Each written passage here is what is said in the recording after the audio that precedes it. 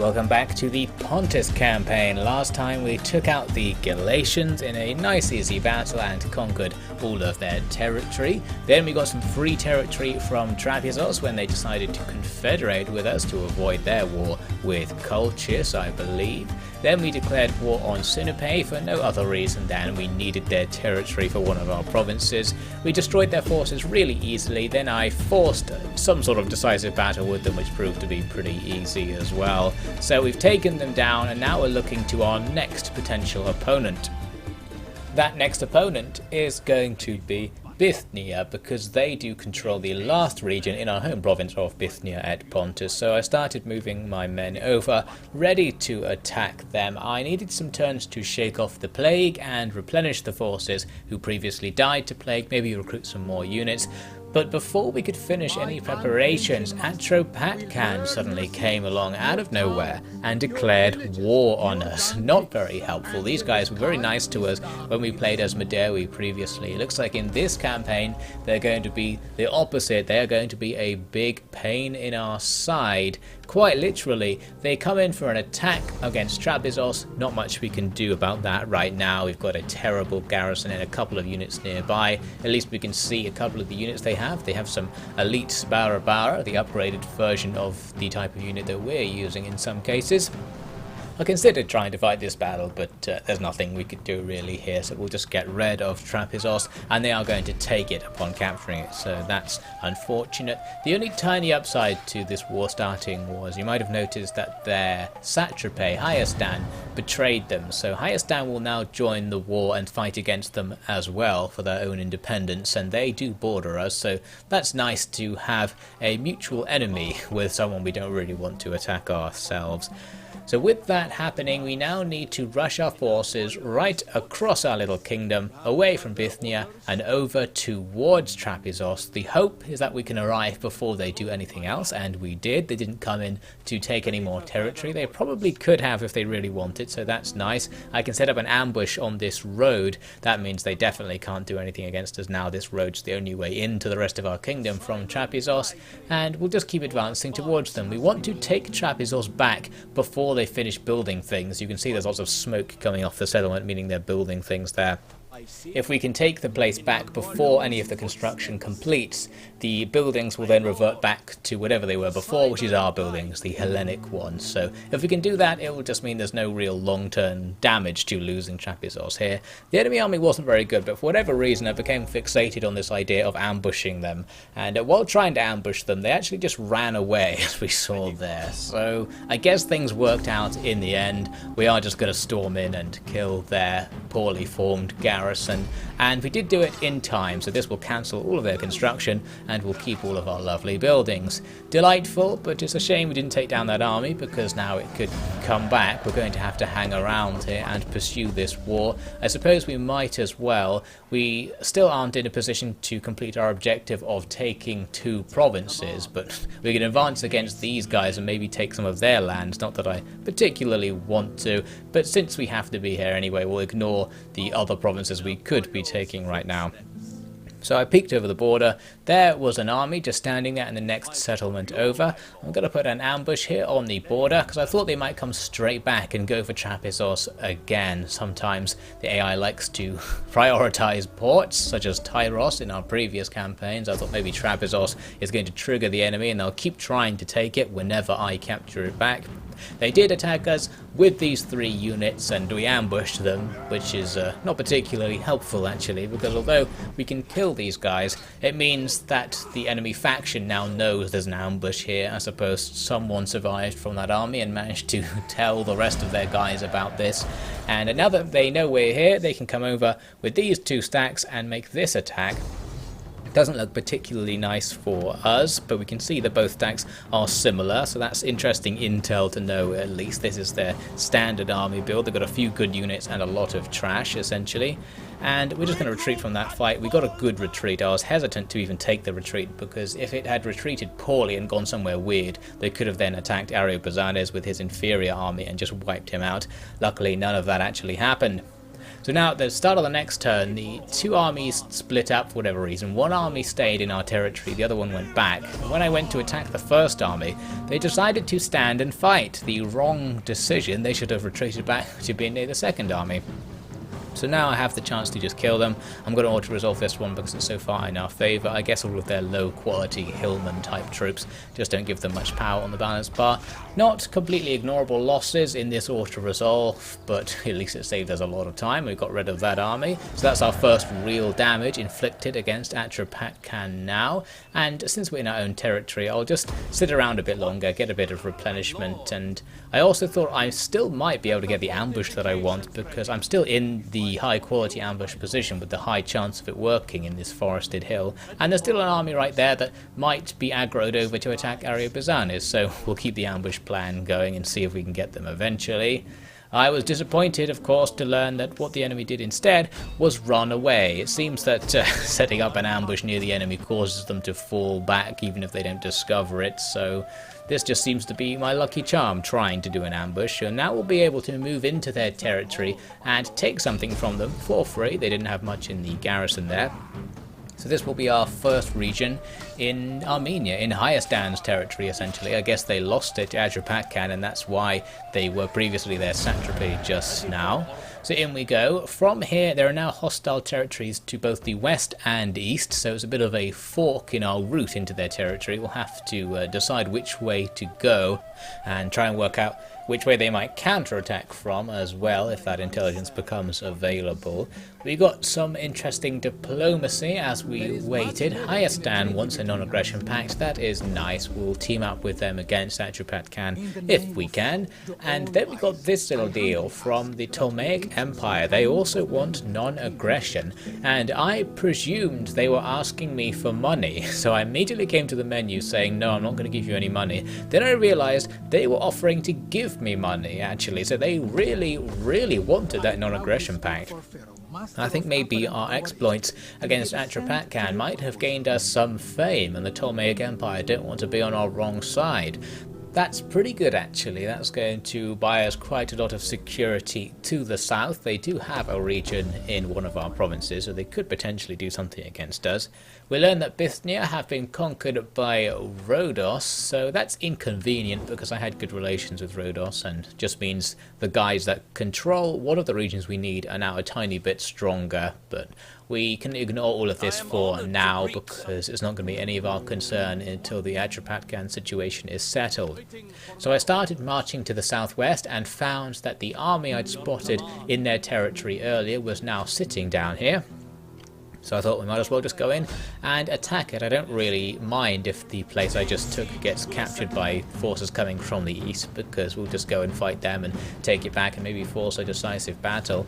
This battle right here was easier than I expected. The garrison wasn't very good and we have our two armies available. I was kind of disappointed because I wanted a slightly harder fight here just so we'd get a decent excuse to get a fight going. Almost considered doing a night attack just to make it harder for myself, but we're going to do a normal battle and perhaps use the excuse that since we're in Armenia, there's almost no Hellenic culture, so it's really hard for us to replenish. So if we can min-max this battle in some way to not take very many losses, that would be helpful going forwards to future battles that may take place before we have a chance to get any troops back.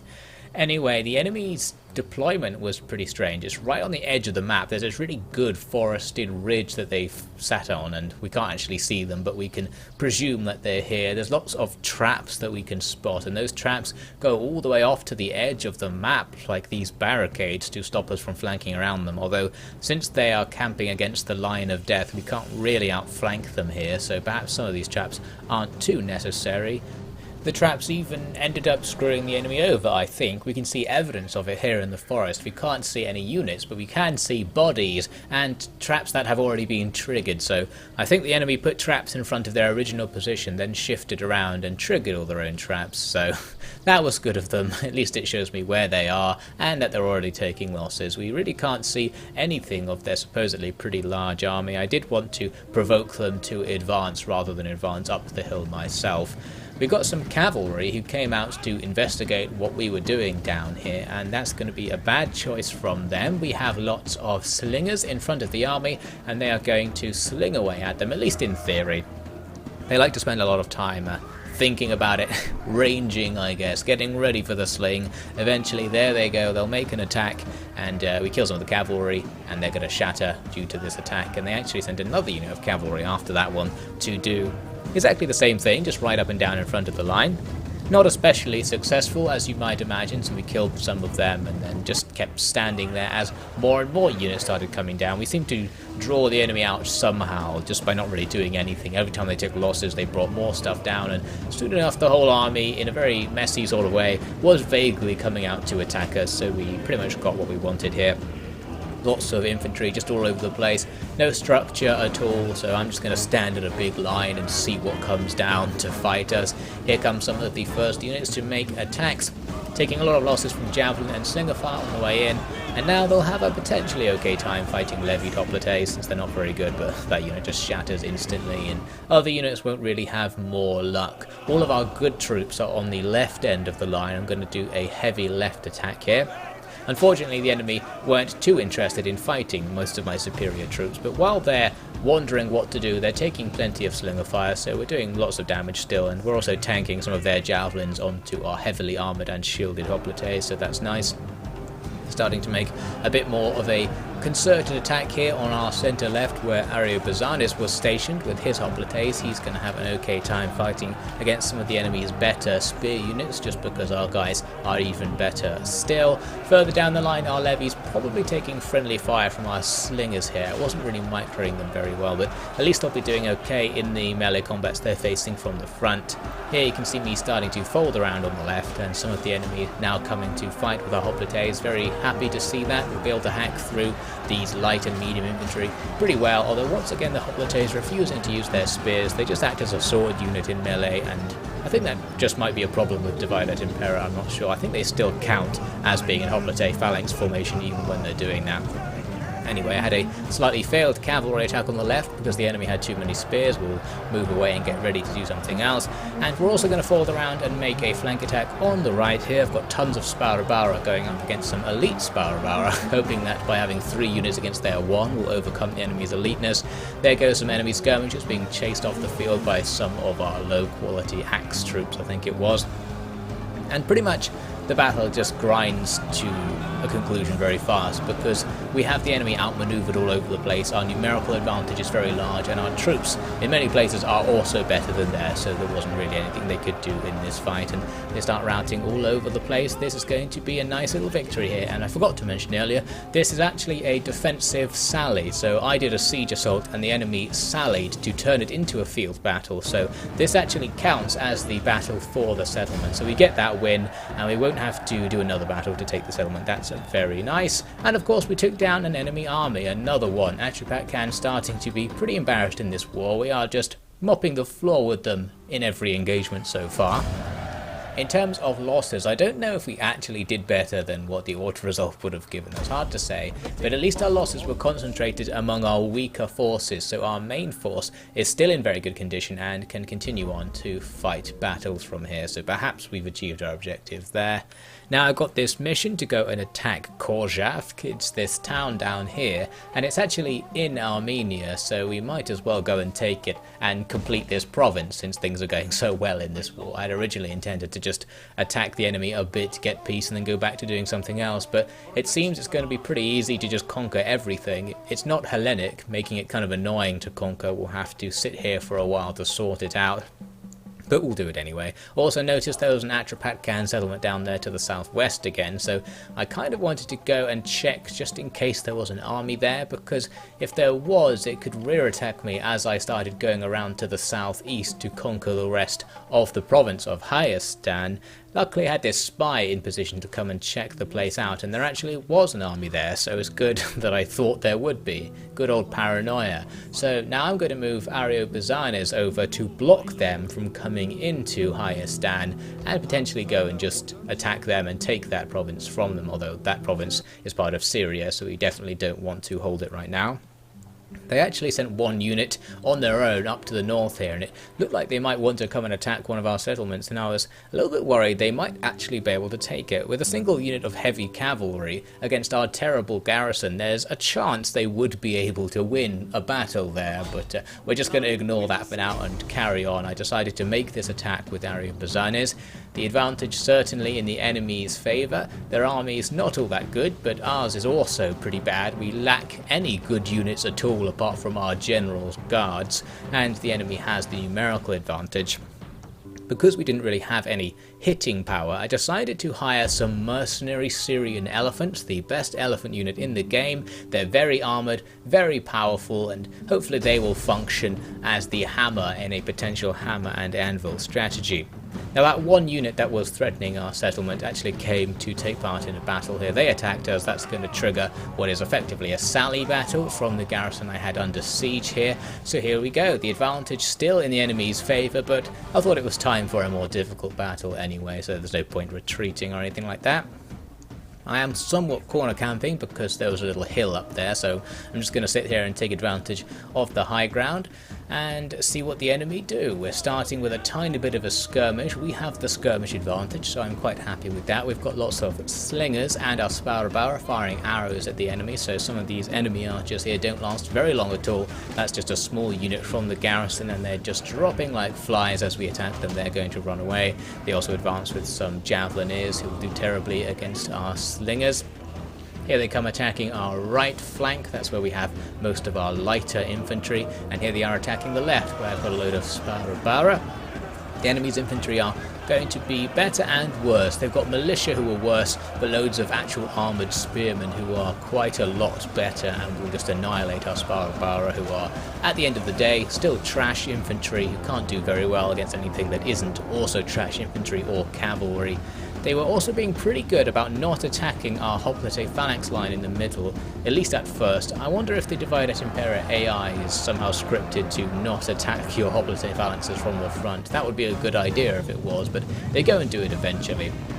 Now the main play I wanted to make in this battle starts with these Jav Cav. I'm using them to attack some of the enemy's foot Javs, not because we can actually win that engagement, but because it provides a distraction, just gets those Javs out of the way so that my elephants can start moving in to make rear attacks. Javelin units are the hard counter to elephants. They just annihilate them really fast, so a single volley is dangerous.